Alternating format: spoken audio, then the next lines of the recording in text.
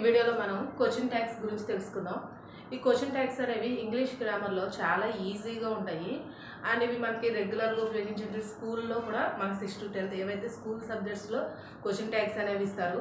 అలాగే మనకి కాంపిటేటివ్ ఎగ్జామ్స్లో కూడా క్వశ్చన్ ట్యాగ్స్ని బేస్ చేసుకుని మనకి కొన్ని క్వశ్చన్స్ అనేవి ఇవ్వడం జరుగుతుంది.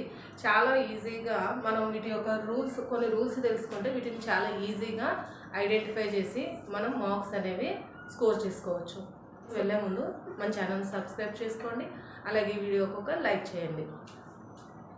ఇంకా వీడియోలోకి వస్తే చూడండి, క్వశ్చన్ ట్యాగ్స్ ఏవైతే మనం వి షుడ్ యూజ్ ప్రొనౌన్స్ అంటే నౌన్కు బదులుగా ఉపయోగించే వాటిని ప్రొనౌన్స్ అంటాం. అలాగే ఈ క్వశ్చన్ ట్యాగ్స్ ఏవైతే ఉన్నాయి I, we, you, they, he, she, it ఇలా నౌన్స్కి బదులుగా ఉపయోగించే ప్రొనౌన్స్ని మనం క్వశ్చన్ ట్యాగ్స్ యూజ్ చేస్తాం. ఇప్పుడు ఒక ఎగ్జాంపుల్ చూద్దాం.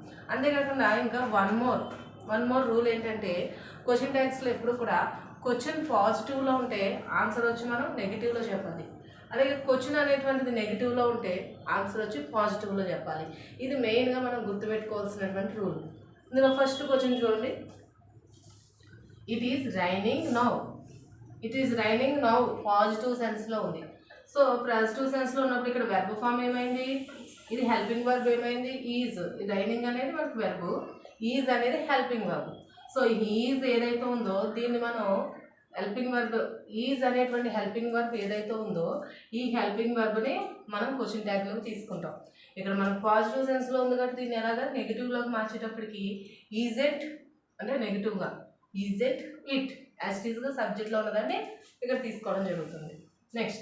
నెక్స్ట్ సెంటెన్స్ చూస్తే ఈజ్ నాట్ క్వశ్చన్లో ఎలా ఉంది, నెగిటివ్ సెన్స్ ఉంది.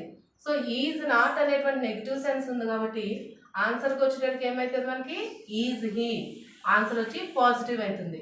సో ఇది నెగిటివ్ ఉంది కాబట్టి ఆన్సర్ వచ్చేటప్పటికి పాజిటివ్ సెన్స్లోకి చేంజ్ అవుతుంది.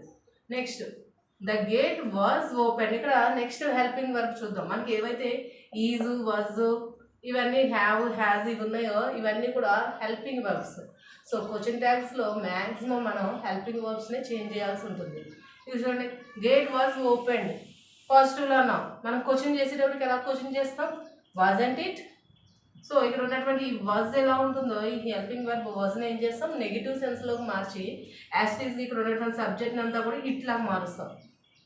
ఇక్కడ ఏమన్నా వాజంట్ ఇట్ క్వశ్చన్ ట్యాగ్స్లో ఎప్పుడు కూడా మనం ఆన్సర్ చేసిన తర్వాత క్వశ్చన్ ట్యాగ్ యాడ్ చేయాల్సి ఉంటుంది. అది పాజిటివ్ అవనే, అది పాజిటివ్ అది నెగిటివ్లో కూడా.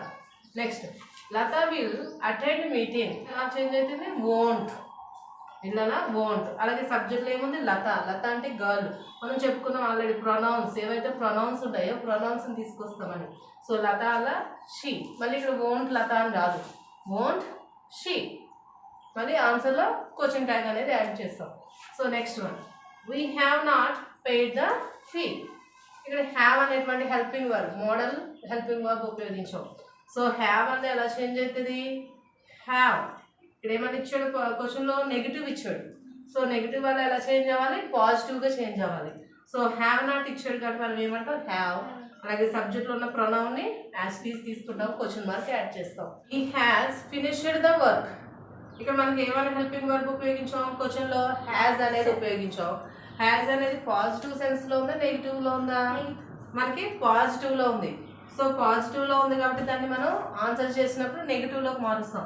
హ్యాజ్ అల్ల ఎలా చేంజ్ అవుతుంది, హ్యాజెంట్ అవుతుంది. ఇక్కడ ఉన్నటువంటి ప్రొనౌన్ సేమ్ ప్రొనౌన్లో వస్తుంది, బట్ ఇక్కడ క్యాపిటల్ లెటర్ ఉపయోగిస్తే ఇక్కడ మనం స్మాల్ హెచ్ అనేది ఉపయోగిస్తాం. సో ఏమవుతుంది, హ్యాజ్ అల్ల హ్యాజెంట్ హీ. ఇది మనం క్వశ్చన్ ట్యాగ్స్కి సంబంధించినటువంటి సమ్ రూల్స్. వీటిలో మనం చాలా ఈజీగా ఏదైతే హెల్పింగ్ వర్బ్స్ ఉన్నాయో మెయిన్గా మనం గుర్తుపెట్టుకోవాల్సింది ఏంటంటే క్వశ్చన్లో పాజిటివ్ వస్తే ఆన్సర్ నెగిటివ్ అవ్వాలి, క్వశ్చన్లో నెగిటివ్ వస్తే ఆన్సర్ పాజిటివ్ అవ్వాలి.